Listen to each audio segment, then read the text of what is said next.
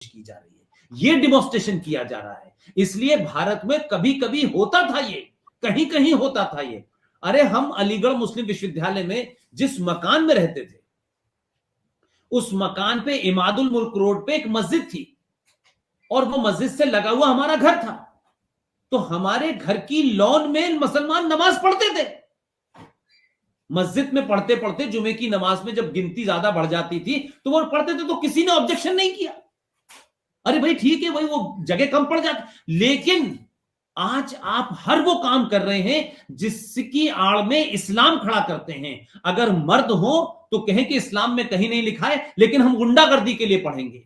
क्योंकि हिंदू जिस तरीके से अपनी पूजा पद्धति को एक तरीके से इज्जत देता है, इसी तरीके से समझता है कि भाई मुसलमान इबादत कर रहे हैं, इज्जत के लिए खामोश हो जाता है। लेकिन इस भावना को, इस फीलिंग को, इस इमोशंस को आप अपनी गुंडागर्दी और हिंदुस्तान के अंदर अपनी माइट दिखाना, पावर को डिमॉन्स्ट्रेट करना, ये आप करेंगे तो फिर ऐसे ही होगा।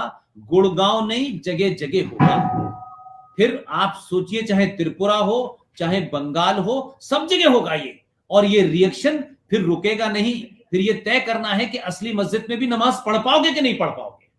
इसलिए ये एक डेलिब्रेट है और ये चाहते हैं हिंदू प्रवोक हो और दुनिया में ये मैसेज जाए कि मुसलमान कितना मजलूम है, मुसलमान कितना कमजोर है, कितना डराया जा रहा है, और मोदी कितना नादिर शाह है, और मोदी कितना, ये एक एजेंडे के तहत हो रहा है।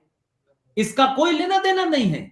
ये सब जगह होगा। हम तो दिन भर हजारों लाखों क्या कहते हैं ईमेल रिसीव करते हैं, और कहां छोटे छोटे लोग क्या क्या कर रहे हैं। जैसे जैसे लोगों को अवेयरनेस इस्लाम के बारे में लोग समझ रहे हैं, मोहम्मद साहब कौन थे, अबू बकर कौन था, आयशा जी कौन थी, फातिमा कौन थी, खतीजा, ये जैसे जैसे पढ़ेंगे लोगों को समझ आ रहा है कि उन्हें बताया क्या जा रहा है और है क्या।